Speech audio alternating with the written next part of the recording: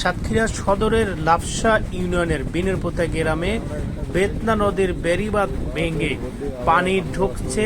এতে অসংখ্য এলাকা প্লাবিত হওয়ার আশঙ্কা রয়েছে। এর ভিতরে অন্যতম হল রাজনগর, দেবনগর এবং নগরঘাটা এলাকা পানিতে প্লাবিত হওয়ার সম্ভাবনা রয়েছে অনেক, এবং পাশাপাশি ফসলি জমি অলরেডি পানিতে প্লাবিত হয়েছে, বসতবাড়িও হুমকির মুখে এবং অনেক ঘের বেড়েও কিন্তু পানিতে প্লাবিত হওয়ার পথে।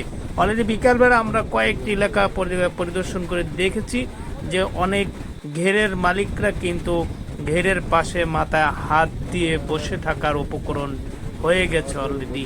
দ্রুত যদি বেড়িবাঁধটি সংস্কার করা না হয়, এই পানি যে জোয়ার এটি যদি রোধ করা না হয়, তাহলে কিন্তু পুরো লাফসা ইউনিয়ন, নগরঘাটা এবং বল্লী ইউনিয়নের একাংশ কিন্তু পানিতে প্লাবিত হওয়ার সম্ভাবনা।